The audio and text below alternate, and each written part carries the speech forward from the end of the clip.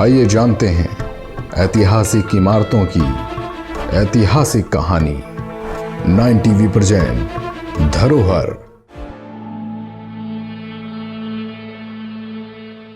इस कहानी की शुरुआत होती है महाभारत युद्ध से। महाभारत ने कई कहानियों को जन्म दिया है, उन्हीं में से एक ये द्वारिका नगरी की कहानी है। महाभारत के युद्ध में पांडवों की विजय हो चुकी थी। श्री कृष्ण ने युधिष्ठिर को राजगद्दी पर बैठाया और राज्य से जुड़े नियम कानून उन्हें समझाकर वे कौरवों की माता गांधारी से मिलने पहुंचे। श्री कृष्ण के आने पर गांधारी फूट फूट कर रोने लगी और फिर क्रोधित होकर उन्हें शाप दे दिया कि जिस तरह तुमने मेरे कुल का नाश किया है, तुम्हारे कुल का भी अंत इसी तरह होगा।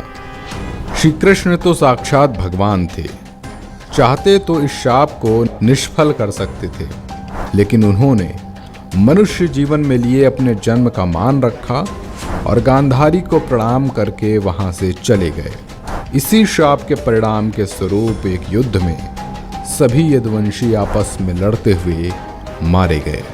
बलराम और श्री कृष्ण ने भी देह त्याग किया और श्री कृष्ण के देह त्यागते ही द्वारिका समुद्र में समा गई। द्वारिका नगरी की ये तो पौराणिक कहानी थी, लेकिन अब आइए आपको लेकर चलते हैं इस कहानी के वैज्ञानिक छोर पर और जानते हैं कि आज द्वारिका कहाँ है और किस स्थिति में है। जब तक द्वारका नगरी की खोज नहीं हुई थी, तब तक महज एक कहानी के तौर पर कथाओं में जीवित रही है। एक समय था जब लोग कहते थे कि द्वारिका नगरी एक काल्पनिक नगर है, लेकिन इस कल्पना को सच साबित कर दिखाया आर्कियोलॉजिस्ट प्रोफेसर S.R.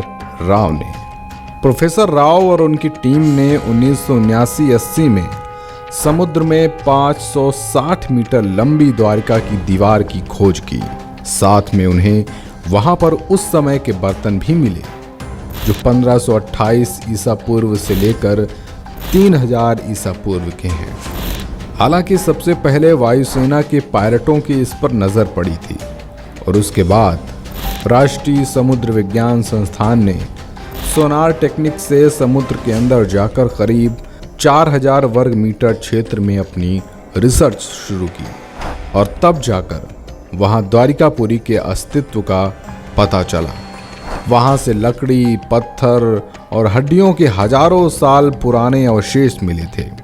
माना जाता है कि ये अवशेष महाभारत कालीन हो सकते हैं। उन्होंने ऐसे नमूने इकट्ठा किए जिन्हें देखकर आश्चर्य होता है। 2005 में नौसेना के सहयोग से प्राचीन द्वारिका नगरी से जुड़े अभियान के दौरान समुद्र की गहराई में कटे छटे पत्थर मिले और लगभग 200 नमूने एकत्र किए गए। द्वारिका में समुद्र के भीतर ही नहीं बल्कि जमीन पर भी खुदाई की गई थी और 10 मीटर गहराई तक किए गए इस उत्खनन में सिक्के और कई कलाकृतियां भी मिली। 2001 में सरकार ने गुजरात के समुद्री तटों पर प्रदूषण के कारण हुए नुकसान का अनुमान लगाने के लिए national institute of ocean technology के द्वारा एक सर्वे कराने को कहा।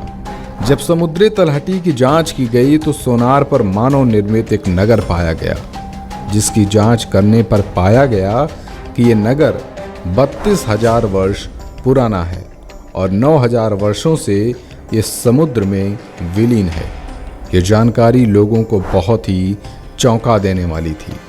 भले ही श्री कृष्ण की नगरी द्वारिकापुरी अब पूरी तरह खंडित हो चुकी है, लेकिन इसके अवशेषों को देखने का उत्साह आज भी लोगों में है और आगे भी रहेगा। द्वारिकापुरी समुद्र में लगभग 60 से 80 फीट नीचे है। यहाँ स्कूबा डाइविंग के जरिए पहुंचा जा सकता है। अगर आपको भी समुद्र के नीचे महाभारत कालीन इस रहस्यमय दुनिया को देखना है तो पहले स्कूबा डाइविंग की ट्रेनिंग लेनी होगी। लेकिन क्या सिर्फ ट्रेनिंग से काम चल जाएगा? क्योंकि समुद्र के नीचे जाने की हिम्मत भी तो होनी चाहिए।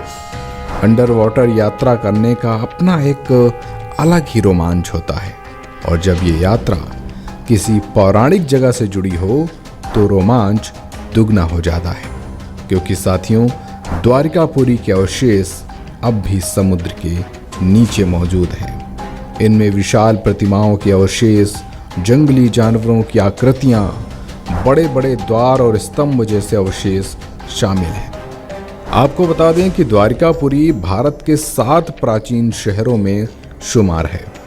द्वारिकापुरी के अलावा बाकी जो शहर हैं उनमें मथुरा, काशी, हरिद्वार, अवंतिका, कांचीपुरम और अयोध्या हैं। द्वारका को ओखा मंडल, गोमती द्वार, अनर्तक, चक्रतीर्थ, अंतरद्वीप, वारी दुर्ग इन सभी नामों से जाना जाता है। अभी तक आप देख रहे थे धरोहर का ये दूसरा एपिसोड द्वारिकापुरी।